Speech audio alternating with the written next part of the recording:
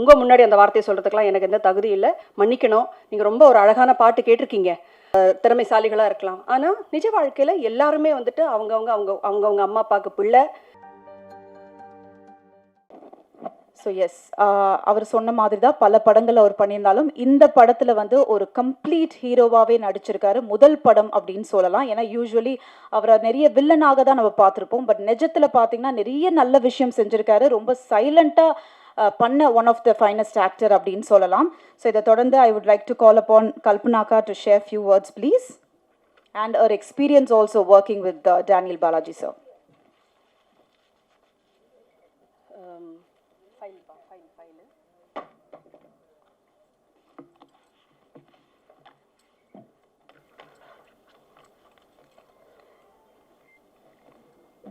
மீண்டும் அனைவருக்கும் பணிவன்பான வணக்கங்கள். நான் முதல்ல டேனியல் பாலாஜி சாரை வந்து இயக்குனர் பிரசாத் பிரபாகர் சார் அவர்கள் வந்து டேனியல் பாலாஜி சாரை வீட்டுக்கு போய் அவங்கள வந்து பார்த்து இந்த ஃபிலிமுக்கு வந்து கன்ஃபார்ம் பண்ணி இது பண்ணப்போ அப்போ தான் வந்து என்னை பற்றி இன்ட்ரடியூஸ் பண்ணாங்க. ஸோ நான் வந்து அவருக்கு as a part of the movie making அவருக்கு நன்றி சொல்கிறதுக்காக, சார் எங்கள் படத்தில் நடிக்கிறதுக்கு நீங்கள் சம்மதிச்சதுக்கு உங்களுக்கு எங்களுடைய மனமார்ந்த நன்றி அப்படின்னு அந்த நன்றி சொல்கிறதுக்காக வீடியோ காலில் வந்துட்டு அவரை சந்திக்கக்கூடிய ஒரு தருணம் தான் எனக்கு கிடைச்சிது. இப்போ வீடியோ காலில் உங்களை நீங்கள் பாடுறீங்க, உங்களை பார்த்துருக்கேன் நான், எனக்கு உங்களை பாட்டெலாம் நான் நிறைய கேட்டிருக்கேன், ரொம்ப சந்தோஷம் சார்.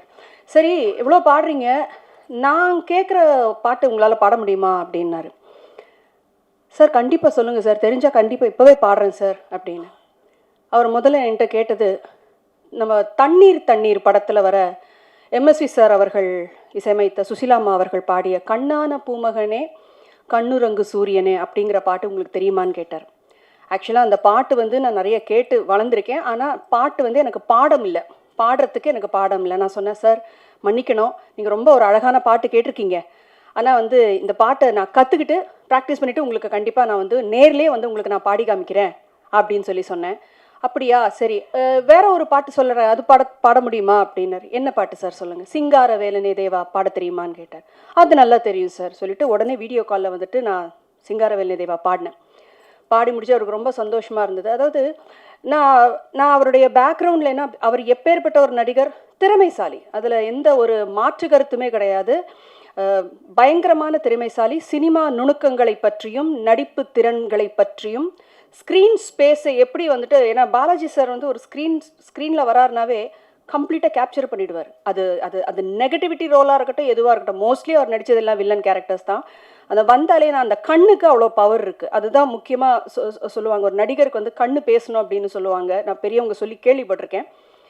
அந்த மாதிரி அந்த பாட்டு அவர் பின்னாடி இருக்கிற அவர் உட்காந்துட்டு இருந்த ரூமில் ரொம்ப சிம்பிளாக இருந்தது. நான் வந்து பிரசாத் சார்ட்ட கேட்டேன், என்னங்க இவர் இவ்வளோ பெரிய நடிகர், என்ன ரொம்ப சாதாரணமாக ஒரு கைத்துக்கட்டில் சிம்பிளாக அவர் பாட்டுக்கு சிம்பிளாக இருக்காருன்னமா.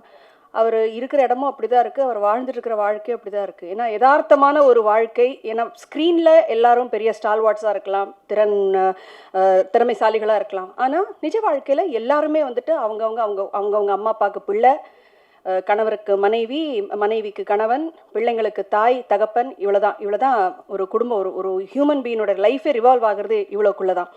எனக்கு ரொம்ப ஆச்சரியமாக இருந்தது அவருடைய சிம்பிளிசிட்டி. அப்புறம் இந்த பாட்டை வந்துட்டு செய்ய முன்னாடி கேட்டார், ஒரு இவ்வளோ நம்மெல்லாம் பார்த்து ரொம்ப மெச்சி ரொம்ப சந்தோஷப்பட்ட ஒரு நல்ல ஒரு ஆர்டிஸ்ட் வந்து நம்ம படத்தில் வேறு நடிக்கிறாங்க பாலாஜி சார். அவர் கேட்டு இந்த பாட்டை கற்றுக்கிட்டு பாடணும்னு சொல்லி ஒரு ஃபியூ டேஸில் வந்து அந்த பாட்டை உட்காந்து படித்து நோட்ஸ் எடுத்து நான் வந்து வாய்ஸ் நோட்டாக அனுப்பினேன். ஏன்னா அவரை பார்க்கக்கூடிய சந்தர்ப்பம் கிடைக்கல, அதனால இது வந்து எக்ஸ்டெண்ட் ஆகக்கூடாது, ஒரு ஆசையாக கேட்டார் அப்படின்னு சொல்லிட்டு அதை வாய்ஸ் நோட்டாக நான் அனுப்பினேன். பிரசாத் சார் வந்து பாலாஜி சாருக்கு அனுப்பியிருப்பார்னு நினைக்கிறேன். அந்த பாட்டை ஒரு சில காரணங்களுக்காக நான் அந்த பாட்டை இப்போ பாட விரும்புகிறேன். ஏன்னா அந்த பாடல் வரிகள் என்ன சொல்கிறதுனா, இன்றைக்கி இருக்கிற தேதிக்கு அந்த மறைந்த அந்த ஆத்மாவுக்கு அது ரொம்பவே வந்து பொருந்தும். அதனால் வந்து வித் யுவர் பர்மிஷன் அந்த பாடலை ஜஸ்ட் நான் மாத்திரம் தான் பாட போகிறேன், நோ இன்ஸ்ட்ருமெண்ட் நத்திங். பாடலாமா? கேட்குறீங்களா? மைக் கொடுங்க, ஐபேட் கொடுப்பா.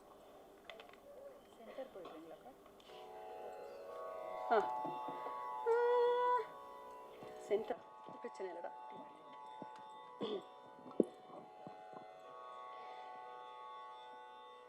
கண்ணான பூமகனே கண்ணுரங்கு சூரியனே,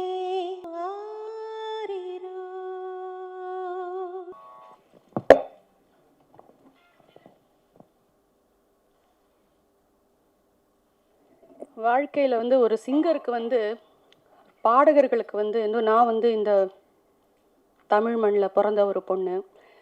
எனக்கு எம்எஸ்வி சாருடைய பாடல்களோ, இளையராஜா சார் அவர்களுடைய பாடல்களோ, ஜி ராமநாதன் அவர்கள்லேருந்து இன்றைக்கி A R Rahman sir, Anirudh sir எல்லாருமே வந்து இதெல்லாம் வந்து it is a part of culture. நம்ம அந்த மண்ணுடைய மனம்னு சொல்லுவாங்கல்ல, அது மாதிரி வளர்ந்த ஒரு பொண்ணு தான் நான். எனக்கு பல பாடல்கள் எனக்கு மெமரிஸ். சில பாடல்கள் முக்கியமாக வந்து எஸ்பிபி சார் மறைவுக்கு அப்புறம் எனக்கு வந்து பல பாடல்கள் கேட்குறதுக்கே ஒரு மாதிரி பயமாக இருந்தது. எந்த பாடல்லாம் வந்து தூங்கும் போதும், நடக்கும் போதும், உட்காரும் போதும், வண்டி ஓட்டும் போதும், பிள்ளைகளோட விளையாடும் போதும், குடும்பத்தில் இருக்கும் போது கேட்டு கேட்டு நான் வளர்ந்த பாடல்கள். ஒரு சில பேருடைய மறைவுக்கு அப்புறம் வந்து அந்த பாடல்களை கேட்க முடியாமல் போயிடும். ஏன்னா சிங்கர்ஸ் பொறுத்த வரைக்கும் இதெல்லாம் நாஸ்டாலஜிக் மூமெண்ட்ஸ். அதில் அழகான மெமரிஸ் இருக்குது, ரொம்ப துக்கமான மெமரிஸ் இருக்குது. இந்த ஒரு மெமரியை, இந்த பாடலை நான் எப்படி அழகான ஒரு பாடலில் சேர்க்குறதா இல்லை துக்கமான மெமரியில் சேர்க்குறதான்னு எனக்கு தெரியல. எனிவேஸ், எனக்கு வந்து இவருடைய மறைவு, any artist for that, any ஒரு நல்ல ஒரு கலைஞன், மக்களுடைய மனதில் இடம்பெற்ற கலைஞர்கள், அவங்க வில்லனாக நடிக்கிறாங்க, ஹீரோங்க நடிக்கிறாங்கங்கிறது முக்கியம் இல்லை. நடிப்பு துறையில் எப்படி அவங்களுடைய நடிப்பை நடிச்சிருக்காங்க, அவங்களுடைய தொழிலை எப்படி நல்லா பண்ணியிருக்காங்க. அது பாடகராக இருக்கட்டும், நடிகராக இருக்கட்டும், இயக்குனராக இருக்கட்டும், பாடல் ஆசிரியராக இருக்கட்டும், யாராக இருக்கட்டும், அந்த மாதிரி மக்கள் மனசில் இடம்பெற்று இருக்கக்கூடிய ஒரு நடிகர் தான் டேனியல் பாலாஜி சார். எனக்கு ஆக்சுவலாக அவர்கிட்ட வந்துட்டு அந்த வீடியோ காலில் நான் பேசினப்போ கூட அவர் ரொம்ப ஜாஸ்தி சிரிக்கல. அவர் ரொம்ப கம்மி தான் எனக்கு சிரிச்சது. இன்ஃபேக்ட் அவருடைய ஃபோட்டோ வந்துட்டு கேட்டது கூட, அவர் சிரித்து இவ்வளோ அருமையாக முழுசாக நல்லா சிரித்த ஒரு ஃபோட்டோ, அந்த ஃபோட்டோ தான் எங்களுக்கு வேணும்னு சொல்லி அவங்க குடும்பத்தினர்கிட்டேருந்து கேட்டு நாங்கள் வாங்கினோம். ரொம்ப ஒரு காமான ஒரு பர்சன். ஷோபனா ஆல்ரெடி சொன்ன மாதிரி, ஆனால் பார்த்தா டெரராக இருக்கும். ஷூட்டிங் ஸ்பாட்டில் கூட வந்து எனக்கு அவர்கிட்ட பேசலாமா வேண்டாமா, சார் காஃபி சாப்பிட்றீங்களா, சார் டீ எதாவது சாப்பிட்றீங்களா, சாப்பாடு எப்படி இருந்தது, எதாவது குறைகள் இருக்கா, எதாவது தேவையா, எல்லாம் கேட்குறதுனா கூட எனக்கு ஒரு பயம். ஆனாலும் பேசுவேன், தைரியமாக போய் பேசுவேன். வேண்டாம் மேடம், தேங்க்யூ, இப்படி தான் சொல்லுவார். இந்த ஷெல்லுக்கு உள்ளே வந்துட்டு வேற ஒரு பாலாஜி சார் ஒருத்தர் இருக்கார். இங்கே ஷெல்லுக்கு வெளியில் இருக்கிறது டேனியல் பாலாஜி அவர்கள், அந்த ஷெல்லுக்கு உள்ளே இருக்கிறது பாலாஜி சார் அவர்கள். ரொம்ப ஒரு கான்ட்ராஸ்டிங் பர்சனாலிட்டின்னு தான் நான் சொல்வேன். படத்தில் ஒரு நடிகரை பார்க்குறதுக்கும் நிஜ வாழ்க்கையில், அவங்களோட யதார்த்த வாழ்க்கையில் அவங்கள பார்க்குறதுக்கும் நிறைய வித்தியாசங்கள். அவர் இவ்வளோ தூரம் ஆன்மீகத்தில் சிறந்து இருப்பாருன்னு சொல்லிட்டு ஒரு தேடுதல் இருக்கும் அவருக்குன்னு நாங்கள் எதிர்பார்க்கவே இல்லை. அது மாத்திரம் இல்லாமல் இந்த படம் ஷூட்டிங் நடந்துகிட்டு இருக்கும்போது அதிகமாக வந்து ஈஸ்வர் கிருஷ்ணாவோடையும் சாருகேஷ் அவர்களுடையும் அவர் அதிகமாக பேசியிருக்காரு. அது மாத்திரம் இல்லாமல் அவர் கூட ரன்னிங் கேரக்டராக வந்துட்டு இருந்த பாபு அவர்களோடும் முத்து அவர்களோடும் அதிகமாக அவர் வந்துட்டு பேசியிருக்கிறாரு. அப்போவே வந்து ஈஸ்வர் கிருஷ்ணா கிட்டக்க அவர் சொல்லியிருக்கிறாரு, இதுதான் என்னுடைய கடைசி படமாக இருக்கும், இதுக்கப்புறம் நான் பரிபூர்ணமாக ஆன்மீக வழியில் தான் போகிறதா இருக்கேன். இதில் என்னென்னா, மனுஷன் எவ்வளோ சம்பாதிச்ச காசும் வந்து ஒரு ஒரு ஒரு அருமையான ஒரு கோயிலை வந்துட்டு கட்டுறதுக்காக யூஸ் பண்ணியிருக்காரு. அவர் வந்து பயங்கரமாலாம் ட்ரெஸ் போட்டுலாம் நாங்கள் வந்து பெருசாக ஆடம்பரமாக ட்ரெஸ் பண்ணி நான் பார்த்தது கிடையாது. அட்லீஸ்ட் இந்த இந்த இந்த ஆர்பிஎம்மோட ஜேர்னியில் அட்லீஸ்ட் நான் சொல்லணும்னா, சாதாரணமாக ஒரு வேஷ்டி வீட்டில் இருக்கும்போது சாதாரண ஒரு வேஷ்டி கட்டிட்டு தான், ஒரு பனியன் போட்டுட்டு தான் அவர் இருந்திருக்காரு. That's contrast thing. அண்டு முக்கியமாக இந்த டைரக்டர் பிரசாத் பிரபாகர் சார் அவர்களோட பாலாஜி சாருக்கு நாங்கள் செட்டிலேயே சொல்லிப்போம். பிரசாத் சாரெல்லாம் நாங்கள் கிண்டல் பண்ண ஆரம்பிச்சிட்டோம். பிரசாத் சார் வந்து எதாவது சீன் பற்றி எக்ஸ்பிளைன் பண்ணுறதுக்கு கொள்றதுக்கு எதாவது வந்தானாக்கா, ஷபா வந்துட்டிங்களா சொல்லுங்கள், இப்படி தான். ஸோ அந்த ஷபாங்கிறத நாங்கள் சொல்லி எங்களுக்கு இதெல்லாம் பயங்கரமான ஒரு ஹாண்டிங்கான மெமரிஸ் ஆகிடுச்சு. ஹியூமராக இருந்த ஒரு விஷயங்கள்லாம் வந்து ரொம்ப ஹாண்டிங் ஆக ஆரம்பிச்சிடுச்சு. ரக்தூல் அங்காள பரமேஸ்வரி அம்மன் கோவில் தான் அவர் ஆவடியில் வந்து கட்டியிருக்கிற கோவில். ரொம்ப அழகான கோவில். உங்களுக்கு கோவில் போகிற பழக்கம் இருக்கிறவங்களுக்கு கண்டிப்பாக ஒரு தடவை போய் விசிட் பண்ணுங்கள். இவரை பற்றி நான் ரெண்டே விஷயம் மாத்திரம்தான் நான் சொல்லணும். நான் சின்ன வயசில் சில படங்கள் நடித்தேன். அதுக்கப்புறம் வளர்ந்ததுக்கப்புறம் அதிகமாக ஒன்றும் படங்களில் நான் நடிக்கலை. சொல்லப்போனால் பாட்டு மேலே ரொம்ப கான்சன்ட்ரேஷன் இருந்து படம் வந்து அந்தளவுக்கு நடிக்கலை நான். இந்த படம் நடிக்கும் போது எனக்கு பொறுத்த வரைக்கும் நான் ஏதோ ஒரு சில படங்கள் நடித்தேங்கிற எந்த ஒரு அனுபவம், ஒரு கான்ஃபிடென்ஸ் எதுவுமே எனக்கு கிடையாது. நான் ஃபஸ்ட்டு டே செட்டுக்கு வரும்போது டைரெக்டாக பாலாஜி சார்கிட்ட சார் உங்கள்கிட்ட ஒன்று கேட்கணும். என்ன மேடம் சொல்லுங்கள். சார், நீங்கள் நடிக்கும் போது நீங்கள் எப்படி பர்ஃபார்ம் பண்ணுறீங்கிறத பார்க்குறதுக்கு எனக்கு நீங்கள் அனுமதி கொடுக்கணும்னு கேட்டேன். அது எதுக்கு நீங்கள் பார்க்கணும்? இல்லை சார் நான் வந்து நீங்கள் தான் ஏற்கனவே நடிச்சிருக்கீங்களே சார். இல்லை சார் அவ்வளோ பெரிய வார்த்தையெல்லாம் சொல்லாதீங்க, உங்கள் முன்னாடி அந்த வார்த்தையை சொல்கிறதுக்கெலாம் எனக்கு எந்த தகுதி இல்லை, நான் கற்றுக்கிறேன், என்னை ஒரு ஸ்டூடெண்ட்டாக நினச்சி ஜஸ்ட் அட்லீஸ்ட் நீங்கள் பர்ஃபார்ம் பண்ணுறதை எனக்கு பார்க்குறதுக்கு அனுமதி கொடுங்க. சரி பாருங்கள். ஸோ பல ஷார்ட்ஸ் வந்து அவர் எப்படி ஒர்க் பண்ணார், எப்படி, ஏன்னா ஸ்க்ரீனில் ஒரு நடிகருடைய ப்ரெசன்ஸை அந்த பர்ஃபார்மன்ஸை பார்க்குறது ஒரு விஷயம், சாதாரணமாக இருப்பார். ஆனால் அந்த ஆக்ஷன்னு சொன்னதுக்கப்புறம் அவருடைய கண், அவருடைய பாடி லாங்குவேஜ் அந்த கேரக்டருக்குள்ளே அப்படியே வந்துடுவார். இது ஒன்று. ரெண்டாவது நான் பகிர்ந்துக்கணும்னு நினைக்கிற ஒரு விஷயம், இந்த படத்தில் ஈஸ்வர் கிருஷ்ணா அவர்களும் இங்கே இருக்கிற தயா பிரசாத் பிரபாகர் அந்த அவங்களுக்கும், இவங்க 2 பேருக்கும் வந்து இது டெபியூ ஃபிலிம். முதலாக இவங்க வந்து ஃபுல் ஃப்ளெஷ்டாக ஒரு ஃபிலிமில் அவங்க நடிக்கிறாங்க. இவங்ககிட்ட எப்படி அப்ரோச் பண்ண போகிறாரு அப்படின்னு சொல்லிட்டு எனக்கு பார்க்கணுன்னு ஒரு ஆர்வம். தயா பிரசாத் அவர்களோட வந்து காம்பினேஷன் சீன்ஸ் நிறையா பாலாஜி சாருக்கு இருந்தது. அண்ட் ஈஸ்வரும் இதே மாதிரி தான் வந்து நடிக்கும் போது, ஃபஸ்ட் டே வந்து ஈஸ்வர் நடிக்கும் போதே வந்து டென்ஷன், பயங்கர ஒரு படபடப்பு. ஈஸ்வர் என்னென்னலாம் ப்ரிப்பேர் பண்ணிட்டு வந்தாரோ கற்றுட்டு வந்தாரோ டோட்டலாக அங்கே மறந்தாச்சு. அப்போ இவர் ஒரே வார்த்தை சொன்னார், தம்பி நடிக்கும் போது பயப்படக்கூடாது, இன்னொன்று நீங்கள் நடிக்கும் போது நான் டேனியல் பாலாஜி கிடையாது, நான் ஒரு சாதாரண இந்த கேரக்டருக்கு உள்ள ஒரு மனுஷன், அந்த கேரக்டரை மாத்திரம் நீ பார்த்தா போதும், உன்னுடைய வேலையை நீ கான்ஃபிடென்ட்டாக தைரியமாக நீ பண்ணு அப்படின்னு ஒரு டெபியூ நியூ கம்மருக்கு அவர் கொடுத்த உற்சாகம் அது எனக்கும் ஒரு படிப்பினையாக இருந்தது. தயா பிரசாத்துக்கு வந்துட்டு அவங்க நடிக்கும் போது பல ஷார்ட்ஸில் வந்து இது இப்படி தான் இருக்கணும், ஃப்ரேம் இப்படி தான் பார்க்கணும், கண் இப்படி இருக்கணும் அப்படின்னு சொல்லி நிறைய வந்து அவர் வந்துட்டு சொல்லி கொடுத்தாரு. இதெல்லாம் வந்து இதெல்லாம் பல பெரிய நடிகர்கள் வந்துட்டு ரொம்ப கற்று தேர்ந்தவர்கள் நிறைய பேர் பண்ணுறாங்க.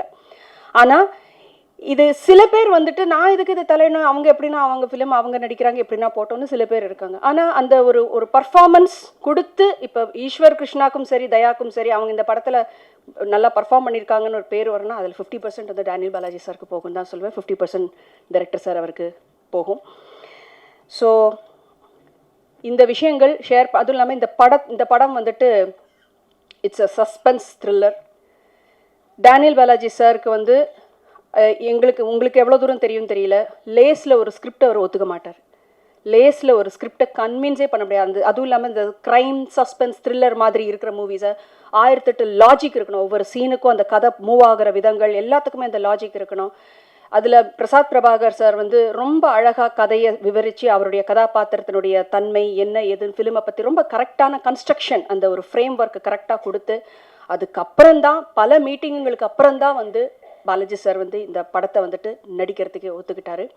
அந்த மாதிரி ஒரு பரிபூர்ண உழைப்பு ஆர்பிஎம் டீம் எல்லாருமே இதில் ஒர்க் பண்ணியிருக்கிற ஆர்டிஸ்ட்டும் சரி, இதில் ஒர்க் பண்ணியிருக்கிற டெக்னீஷியன்ஸும் சரி, ஒரு பரிபூர்ண உழைப்பு மூலமாக வந்துட்டு இருக்கிற ஒரு ப்ரொடக்ஷன் தான் ஆர்பிஎம்.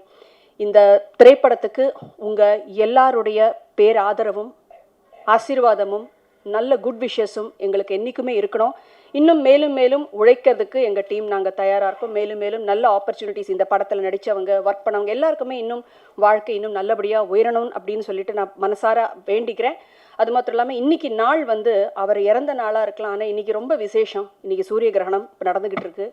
அது மாத்திரம் இல்லாமல் நிறைய கிரகங்களோட சேர்க்கை ரொம்ப நல்ல விஷயம். இந்த உலகத்துக்கே வந்து நிறைய நன்மை நடக்கக்கூடிய ஒரு தினமாக எல்லாரும் சொல்கிறாங்க. அந்த ஆசீர்வாதம் எல்லாருக்கும் நம்ம எல்லாருக்குமே கிட்டட்டும் அப்படின்னு சொல்லி வேண்டி எனக்கு இந்த வாய்ப்பை அளித்த ஆர்பிஎம் டீம் அவர்களுக்கு நன்றி தெரிவித்து விடைபெறுகிறேன். நன்றி, வணக்கம்.